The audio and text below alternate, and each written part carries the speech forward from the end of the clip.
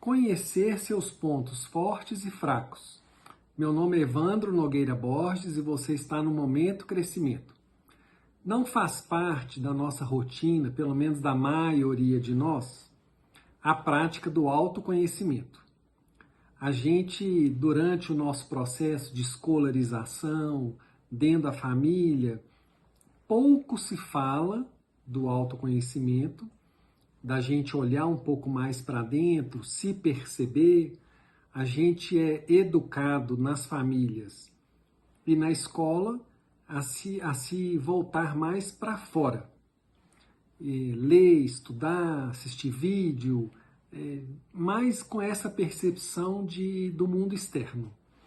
A gente estuda história das civilizações, mas a gente não aprende muito a olhar para dentro da gente. Só que essa prática do autoconhecimento, gente, ela é a base praticamente para todas as ciências. É a partir desse olhar para dentro que a gente tem a oportunidade de perceber pontos fortes, pontos fracos, perceber para que a gente serve, na verdade. Mais ou menos uns 25 anos atrás, eu fui assistir uma palestra de um australiano, Ken O'Donnell, que ele veio a Belo Horizonte, e aí ele pega o microfone ali no teatro da TV Alterosa, no bairro da Floresta, em Belo Horizonte, e aí ele fala assim: gente, para que serve isso daqui? Aí todo mundo falou: o microfone.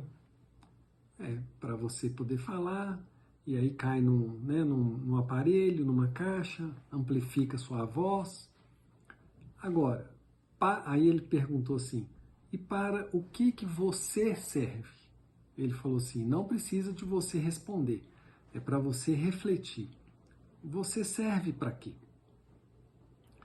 E aí, a partir dessa pergunta, eu comprei um livro dele, que o livro, o título é Endoquality, que é essa qualidade interna, e a partir dali eu mergulhei mais profundamente na questão do autoconhecimento. Eu já tinha uma prática de autoconhecimento, com a prática da meditação, da espiritualidade, da própria terapia, que eu já fazia terapia na época, e já comentei com vocês que eu fiz com 4 terapeutas diferentes ao longo de 17 anos, dos meus 17 até os meus 34. Então, esse olhar para dentro, quando você começa a escarafunchar mais esse universo interno, a gente consegue perceber um pouco mais o que você faz melhor, o que você talvez não é tão bom. E isso ajuda, por quê? Na hora que você bate na porta de uma empresa, ou na hora que você abre uma empresa, por exemplo, se você abrir uma empresa, seja do ramo que for, abrir uma empresa, se você já tem uma base ali de autoconhecimento, você consegue perceber, por exemplo, se o seu, vamos dizer assim, aquilo que você é melhor seria ser o empresário, que é aquele que pilota a empresa, ou ser o empreendedor, aquele que é o motor, a força que alavanca a empresa. Se você não tem nenhum investimento de autoconhecimento, você de repente não sabe nem qual que é o seu lugar ali no negócio, se é como um empreendedor ou se é mais como empresário. Se você bate na porta de uma empresa para poder buscar uma vaga, para você trabalhar para algum CNPJ, para algum empresário ou para alguma empresária, se você não tem uma base de autoconhecimento, e isso eu já percebi assim, em diversas entrevistas, a pessoa quase que te pede assim: não, aonde você me colocar, eu vou fazer o meu melhor. É diferente quando você já tem uma base, um olhar mais interno, para você falar assim: não, eu sou bom ponta direita, eu sou bom atacante, eu sou bom na defesa, eu sou bom no Go, eu sou bom no administrativo, eu sou bom no comercial. E aí, a partir disso, você vai aprofundando. Se você percebe que você é melhor, por exemplo, no comercial, o comercial você tem a área de compras, que faz parte do comercial, você tem a área de vendas, você tem a área de atendimento, que é diferente da área de vendas. Dentro da área de vendas, você tem a venda passiva, que você recebe a ligação, recebe o cliente. Você tem a venda ativa, que é aquele vendedor que provoca, que prospecta, que vai atrás. Se você está no administrativo, você pode ir para a área de departamento pessoal, que é controles, folha de pagamento. Às vezes, dentro do próprio administrativo, você tem a parte mais do financeiro, que aí você precisa ter um pouco mais de base da matemática, de cálculo, de lógica. Então, se você só passou pela escolarização, pela escola, pode ser que você chegue lá no final do ensino fundamental ou no final do ensino médio e você não saiba exatamente o que você quer, para onde que você vai, que curso que você vai fazer, qual a faculdade, se você vai fazer faculdade.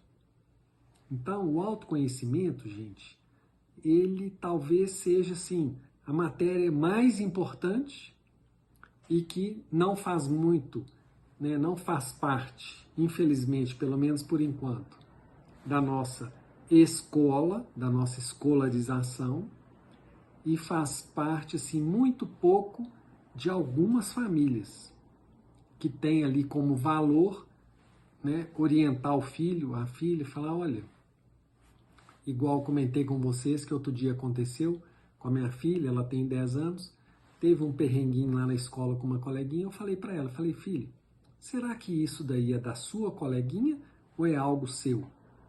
Aí ela ficou calada, assim, a gente estava caminhando para ir para a aula, ela ficou calada e eu tenho certeza que ela ficou pensativa, assim, né?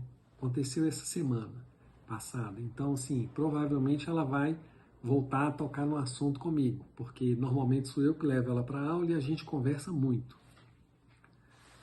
Então, gente, para um pouquinho aí, sai um pouquinho do TikTok, sai um pouquinho, às vezes, de temas que não estão te ajudando muito a crescer, a desenvolver, a prosperar, a ter abundância, e volta um pouco mais esse olhar para o seu interno, para você perceber seus pontos fortes, seus pontos fracos.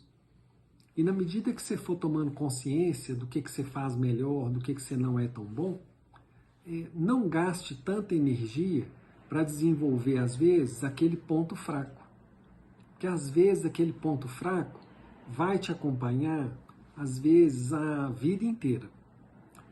Às vezes, o esforço que você vai ter que ter para transformar um ponto fraco num ponto forte, às vezes o esforço vai ser gigantesco.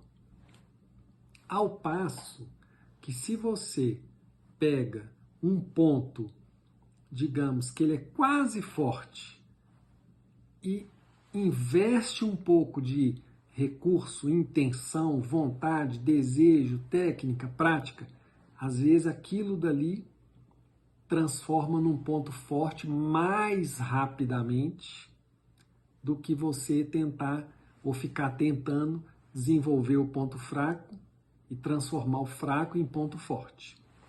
Então, por exemplo, se você tem já ali uma facilidade de ouvir o outro, de empatia, e às vezes você não tem tanta facilidade assim, por exemplo, com a oratória, de repente você vai, vou fazer um curso de oratória.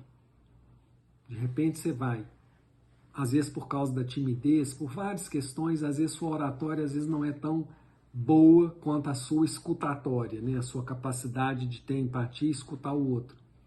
Às vezes você vai gastar recurso, dinheiro, tempo para poder desenvolver aquela habilidade. Às vezes vai te demandar muito tempo, muito recurso, ao passo que se você desenvolve mais a empatia, às vezes aquele pouquinho de recurso que você colocou de tempo, de dedicação, você consegue transformar, às vezes, uma habilidade que já é um forte, assim, quase forte, às vezes num ponto forte. E às vezes isso vai te ajudar a alavancar mais.